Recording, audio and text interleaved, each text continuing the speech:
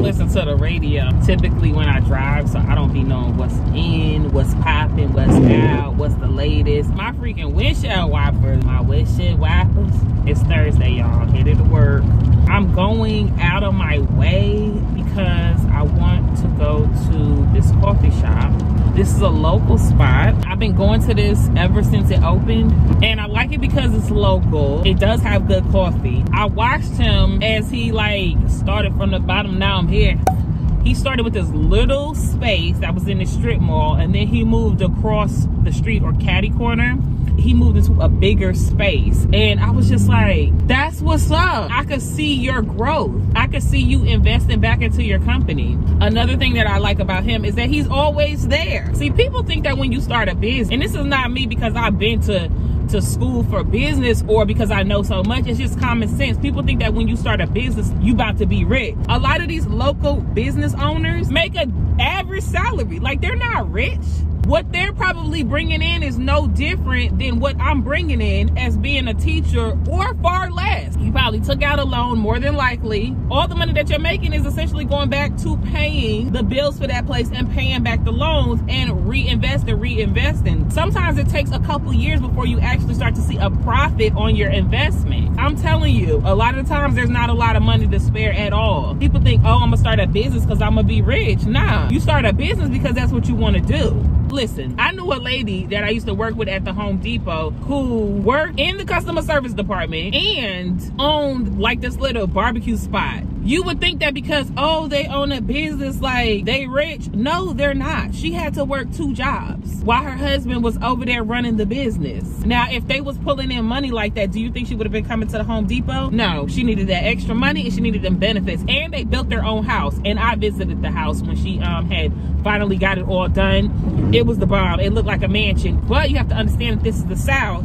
and $200,000, which is I think the loan that she took out like a $200,000, $250,000 loan to build this house. It was a mansion. It was okay, what's the definition for a mansion? I'm just saying it was like 5 bedrooms, 5 baths, like living room, dining room, game room that was freaking huge. It was sitting on a beautiful lot. It was just thebomb.com. And I mean, you walk in, you're on these marble floors, you have these tall pillars. Look, it looked like a mansion to me. They wanted to build their house so that they can get the bang for their buck. Now, if she would have bought that house probably would have been like $500,000 or $600,000. It would have been double what it cost her to build the house. But I remember walking into her bathroom and she just had all these magazines piled up, and I was like, what are all these magazines? I mean, piled up. They were almost my height, okay? They probably were about 4 feet, came up to about here, and it was like several stacks. So I was like, what is this? She was like, well, when you build a house, you just get all these magazines and you be like, I want this, I want this, I like this. It's just like all done from magazines. Unless you're working with a company, of course, that can do digital stuff. She was literally looking at magazines. And if I ever built a house, that's how I would be, because I wouldn't want to rely on your program, because that kind of limits me. No, I want to look at better homes. I want to look on HDTV. I want to be screenshotting stuff. And that's how I want to build my house if I was to ever build a house. I don't think I will, because I don't want the headache. Now, when I went to see the house, there was no driveway on the house. She wanted that like half circle driveway, and she didn't have her pool. Why do you think she was still working at the Home Depot? They were saving money so that she could finish her driveway and get the pool. And you know what's crazy? I see a whole bunch of people starting businesses, but do you know what the headache is that goes into? And I say headache because it was a headache for me, because when I created my LLC, I created it in something that I ultimately did not want to create an LLC for, and that was when I was doing my press-on nails. And I dissolved. I don't want to be under demand. That's not what I want to do. I do know what I want to start a business in. Like, now I really, really know. But it was not press-on nails. Just getting that started. First of all, it's not hard to start an LLC. You got $100, you can start an LLC real fast. It's all the stuff that came with it. I started to think about insurance. I started to think about taxes. You definitely have to have somebody do your taxes. I mean, you could do them on your own, but if you're just like, if you know nothing, it's going to be difficult to get started. You're going to get these notices in the mail. You're not going to know what you need to do, what you don't need to do. Because I remember getting a notice and it was like for $40. I can't remember what it was for, but when I called, thank God, I got a cool lady. She was like, look, you don't have to do this. It's just a certificate that says blah, blah, blah, blah, blah. You don't need this because you already have. Yeah. So it's going to be a lot of people trying to get you to spend money. And if you don't know, you don't know. You feel me? It's that I started to think about if I wanted to continue to do this under the pressure that it was already creating. Because when you do press-ons, yes, you can make what you make and sell it, but the way you make money in the press-on game is custom. You got to go custom. You got to do custom orders. I just wasn't really feeling that pressure because people were hitting me up like, oh, I seen this picture of these nails. Can you do these? Bruh, contact them. If you like what they're doing, contact them. But you want to come to me because I'm small and you think my prices are going to be different. They might be, I don't know. But I definitely was charging what I thought was fair and comparable to other people in the game. Because even though I'm small, don't mean I don't got skills. Bruh, y'all see my price on nails? Bye. So that was the whole thing. And it just wasn't for me. And it was like, what you have to put into it to get it really, really popping. Did I want to do that? Did I want to spend a little bit of money on advertising? Did I want to spend that time pushing my press-on nails? And the answer was no, y'all. Because if I want to push anything, it's going to be my YouTube page. Like, I love that the most, period. So I was like, I'm going to be spending time and energy into promoting press-on nails, and that's just going to take away from my YouTube time. Point is, that's not the route that I really wanted to go.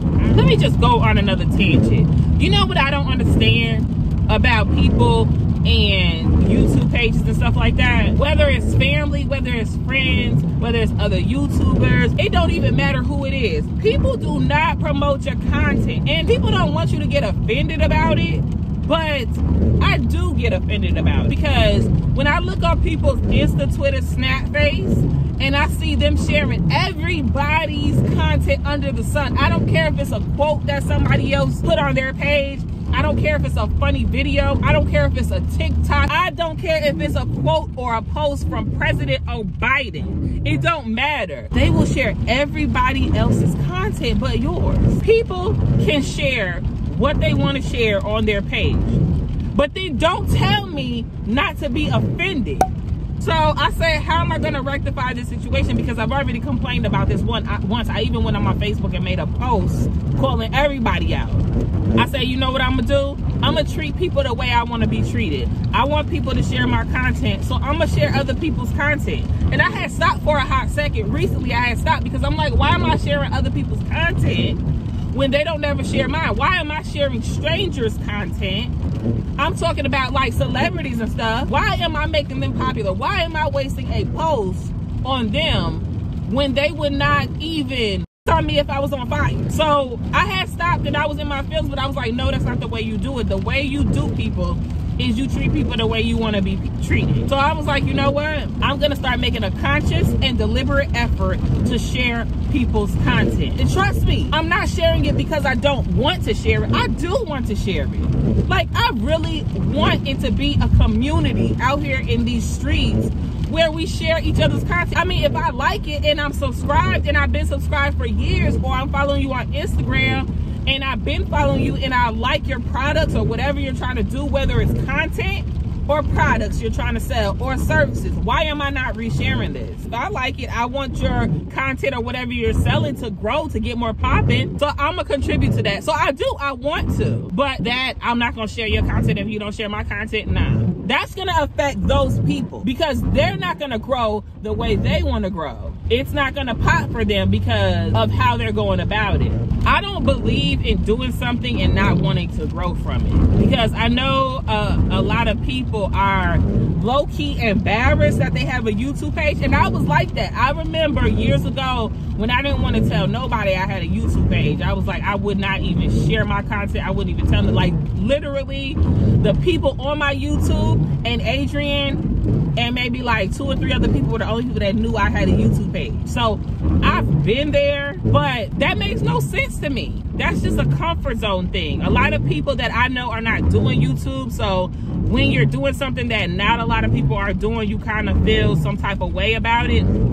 They don't get it You feel me? So you're like, ugh, you know, I don't want to tell nobody I got a YouTube page. But I don't believe in not growing. Why are you doing something if you don't want to grow at doing it? Why are you doing something if you don't want to get better at it? Why are you putting content on a public platform that you don't want nobody to watch? That don't make no sense to me. So I was like, I gotta stop that.